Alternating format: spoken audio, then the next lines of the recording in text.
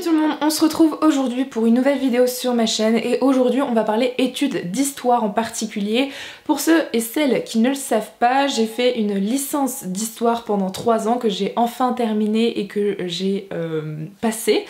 Et j'ai fait une vidéo notamment il y a quelques mois en octobre sur comment ça se passe la fac d'histoire. Vous avez été extrêmement nombreux à la regarder, c'est même la vidéo la plus vue de ma chaîne et je vous en remercie énormément.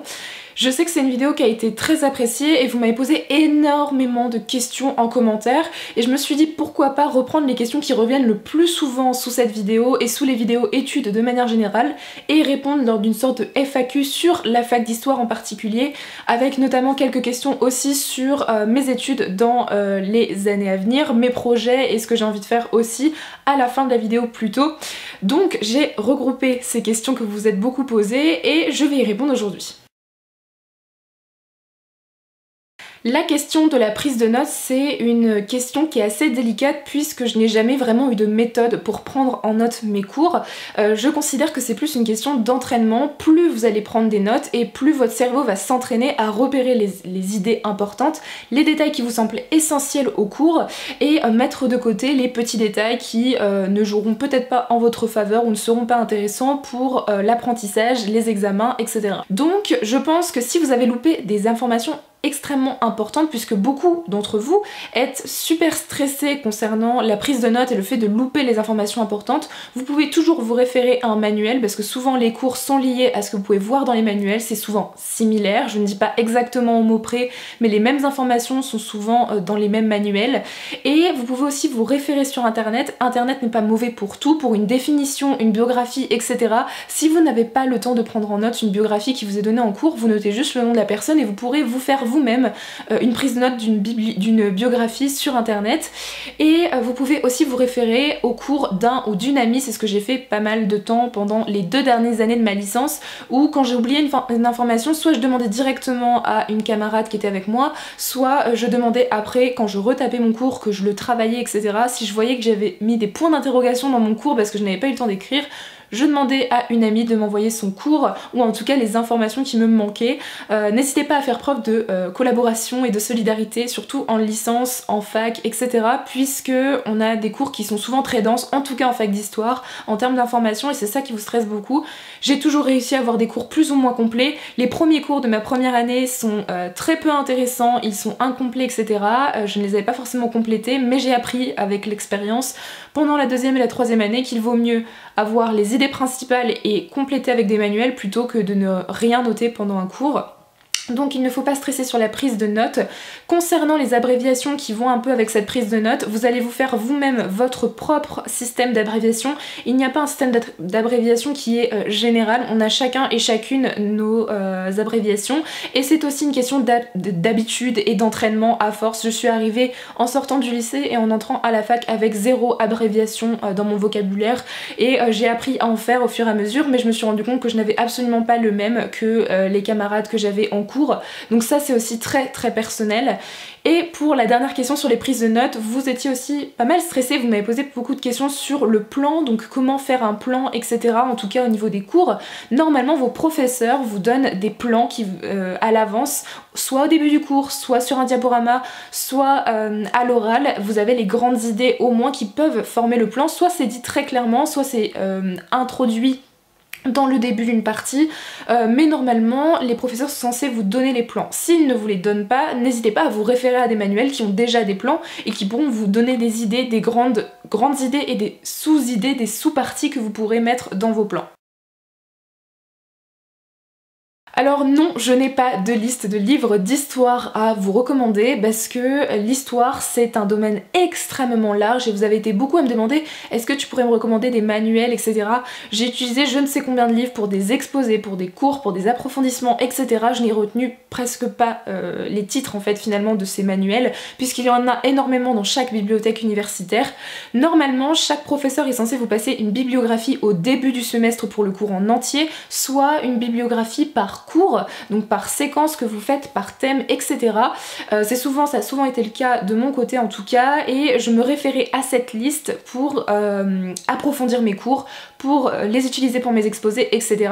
Donc non, je n'ai pas de liste à vous donner en particulier, puisque ça dépend des cours, ça dépend des thèmes que vous allez traiter, des périodes que vous allez traiter, etc. L'histoire, c'est un domaine extrêmement large, et chaque professeur a ses manuels incontournables, ses essentiels. Donc si vous voulez des listes de livres à recommander en histoire, en tout cas pour bosser, commencer par exemple cet été à bosser les cours, n'hésitez pas à envoyer à votre université, à vos professeurs, un message pour leur demander s'ils n'ont pas une liste de quelques livres à recommander pour commencer à travailler les cours à l'avance, si c'est ce que vous souhaitez.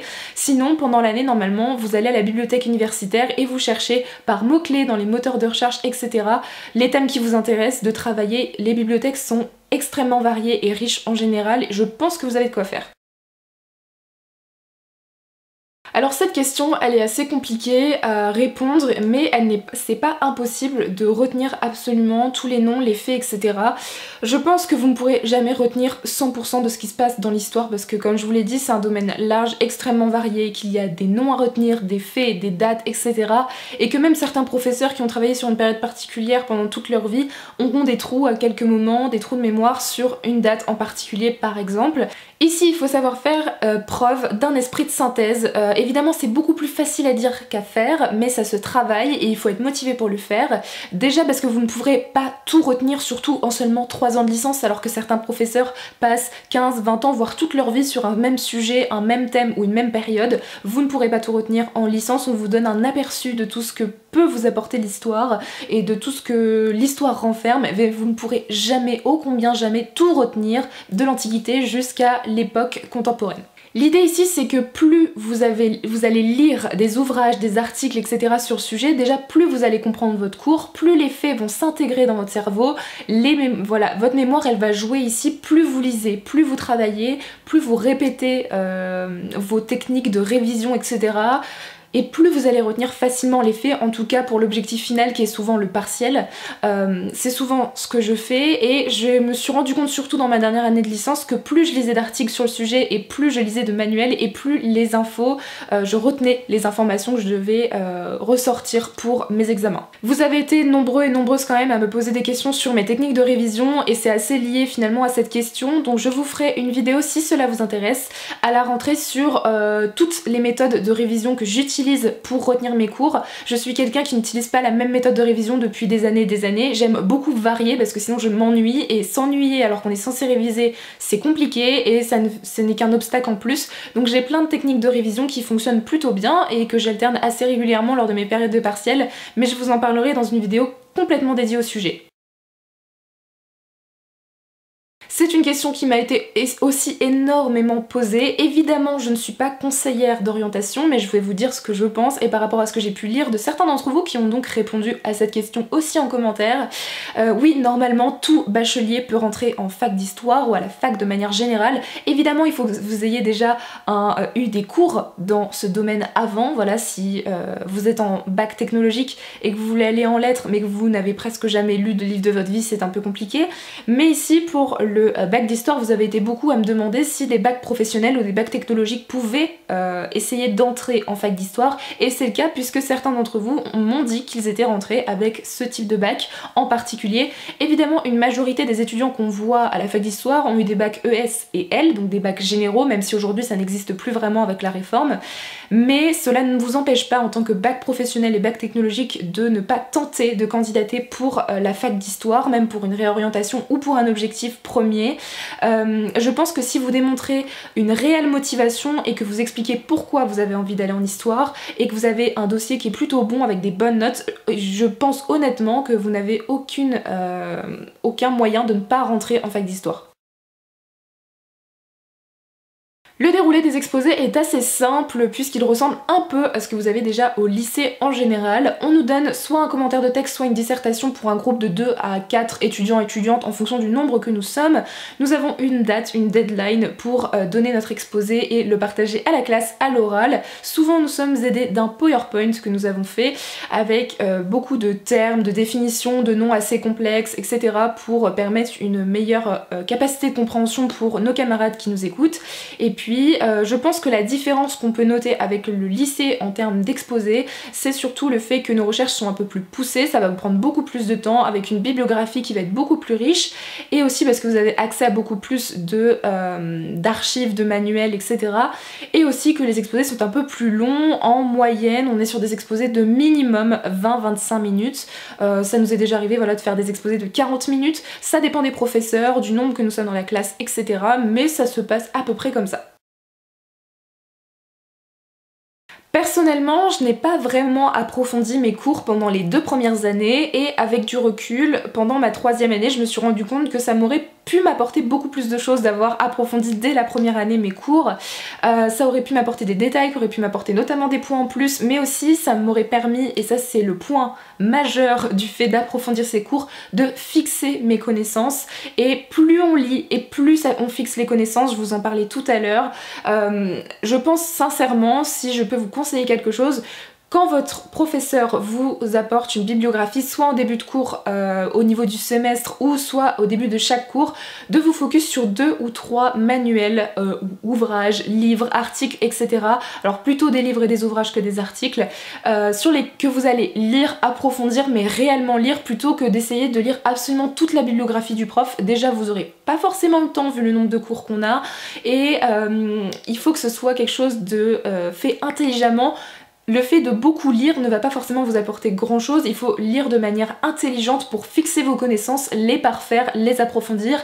L'idée, si vous survolez juste quelques ouvrages, 3 lignes par-ci, 3 lignes par-là, je ne sais pas si vous allez vraiment fixer vos connaissances, alors que si vous lisez un chapitre d'un manuel en entier de manière consciente et intelligente, vous en allez en apprendre beaucoup plus, donc honnêtement je vous conseille de vous fixer sur 2 ou 3 manuels éventuellement par matière, si cela est possible bien évidemment, et de vous focus dessus et de faire ça de manière intelligente.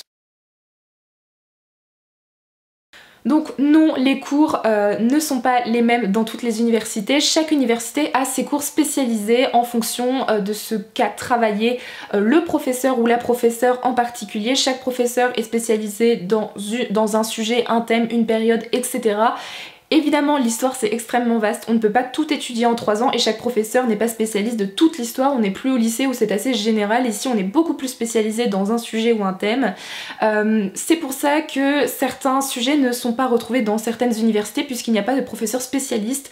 Par exemple, si vous souhaitez travailler sur un sujet particulier comme les femmes, il va falloir faire des recherches sur les formations proposées par les licences d'histoire pour vérifier s'il y a bien des cours sur les femmes, ou bien vous allez chercher les professeurs qui donnent des cours à l'université sur les femmes et chercher dans quelle université il donne ses cours en particulier pour essayer d'y entrer. Donc c'est un peu particulier, ça demande beaucoup de recherche évidemment, mais ça vaut le coup si c'est un sujet sur lequel vous souhaitez travailler notamment dans vos mémoires ou dans un doctorat pour l'avenir. Mais voilà, il va falloir faire des recherches si vous voulez un sujet en particulier puisque tous les sujets ne sont pas traités en fac d'histoire. Évidemment, chaque université a son propre fonctionnement. Par exemple, dans la mienne, on étudie les 4 périodes chaque année, c'est-à-dire que pendant le premier semestre, on va étudier l'époque moderne et contemporaine, et le deuxième semestre, l'époque médiévale et l'Antiquité. Sauf que dans certaines universités, par exemple, on ne bosse que les deux périodes pendant un an, et l'année d'après, vous bossez 2 périodes. Donc chacun a son fonctionnement différent. C'est pareil pour le nombre d'heures, par exemple on était entre 22 et 24 heures, entre 20 et 24 heures on va dire par exemple pour l'université de Nantes, ça varie en fonction des options etc. Mais par exemple j'ai appris que dans d'autres universités on pouvait avoir 18 heures seulement de cours. Donc évidemment ça diffère énormément, il faut faire vos recherches par rapport à ce qui vous intéresse vous vraiment et au temps que vous pouvez accorder évidemment à la fac. Mais chaque université a son propre fonctionnement, donc je ne peux pas vous donner au compte, au point précis ce qui va se passer dans chaque université, c'est à vous d'aller faire vos recherches directement sur les sites des facs. Vous avez donc été beaucoup à me poser cette question et pour vous y répondre franchement non, je n'ai pas énormément préparé mon entrée à la licence d'histoire. Vous savez grâce à ma chaîne YouTube que je lis énormément et en fait avant la fac d'histoire je lisais énormément de romans historiques mais aussi des romans fantastiques, plein de types de romans. J'ai toujours été passionnée par l'histoire donc je regardais beaucoup de films, de documentaires, de vidéos sur internet, j'aimais beaucoup aller au musée etc. De lire des romans historiques mais je n'avais jamais ouvert un manuel, un ouvrage, page ou lu un article scientifique spécifique sur l'histoire avant. Voilà, j'ai découvert l'usage des manuels, des articles scientifiques, etc. pendant ma licence. Avant, ça ne m'intéressait que très peu, mais je n'ai jamais préparé vraiment mon entrée. J'étais motivée, j'avais envie, j'avais beaucoup d'intérêt pour l'histoire et je pense que c'est vraiment ce qui est nécessaire, c'est d'avoir un peu de capacité de rédaction, mais aussi avoir énormément de motivation et d'intérêt pour l'histoire. C'est suffisant parce que vous allez tous arriver au même niveau en première année, avec des gens qui ont énormément de connaissances et d'autres qui ont juste les connaissances du lycée, et ça avait été un peu mon cas, même si à côté j'avais mes intérêts. Mais finalement, pour donner un exemple, l'une des périodes qui m'intéressait le plus était la période égyptienne avec les pharaons, etc. C'est une période qui m'a toujours passionnée quand j'étais plus jeune, et finalement pendant ma licence je n'ai eu qu'un cours sur l'Égypte ancienne. Ça n'a pas empêché d'aimer les autres cours qu'on m'a proposés et de quand même me débrouiller pour avoir ma licence. Donc non, vous n'avez pas besoin de vous préparer énormément à faire votre licence d'histoire. Ici il faut juste de la motivation et beaucoup d'intérêt. Et pour finir avec cette dernière question qui m'a été énormément posée autant sur YouTube que sur Instagram, etc. Vous avez été énormément à vouloir savoir ce que j'allais faire l'année prochaine et quel métier j'avais envie de travailler, quel domaine. J'ai donc terminé ma licence d'histoire donc en juin 2020 donc j'ai mon diplôme et j'ai donc candidaté pour des masters et j'ai été prise et j'ai accepté d'entrer au master de relations internationales parcours sécurité et défense de l'Université catholique de Lille. Donc cela implique un déménagement notamment, donc je ne serai plus sur Nantes mais je vais arriver sur Lille où j'ai notamment déjà vécu, donc c'est une ville que j'apprécie tout particulièrement. Et si cette formation vous intéresse, qui est le Master de Relations Internationales Histoire, je vous mets en barre d'infos le lien vers cette formation si déjà ça vous intéresse, mais aussi voir les cours que je vais avoir éventuellement pour les 2 années à venir. Évidemment je vais vous faire beaucoup plus de vlogs parce que j'aurai mon propre chez moi, on va dire ça comme ça. Et je vous ferai plein de vlogs sur les cours, etc. Vous faire suivre un peu mon aventure pendant mon master. Je pense que ça peut être très intéressant, n'hésitez pas à me dire si ça vous intéresse en commentaire. Et pour le domaine dans lequel je souhaite travailler après, mon objectif après ce master de relations internationales, c'est de travailler dans l'humanitaire et l'environnement, notamment au sein d'ONG ou éventuellement d'organisations internationales. J'aimerais beaucoup travailler dans le domaine environnemental ou dans le domaine humanitaire et ou dans celui de l'éducation pour les femmes ou les enfants. Donc c'est encore assez flou, je ne sais pas exactement quel métier je ferai plus tard, je vais le découvrir lors de stages que je vais faire pendant mon master. Mais c'est pour vous donner un peu une idée, c'est un peu le domaine qui est mon objectif après ces 2 années de master. Voilà tout le monde, cette vidéo est terminée, j'espère qu'elle vous aura plu, que ça vous aura permis d'avoir quelques réponses à certaines de vos questions. Si vous avez d'autres questions, n'hésitez pas à me les poser en commentaire et je referai peut-être régulièrement ce genre de FAQ. Voilà, donc j'espère que cette vidéo vous aura plu et je vous dis à très bientôt dans une prochaine vidéo. Bye!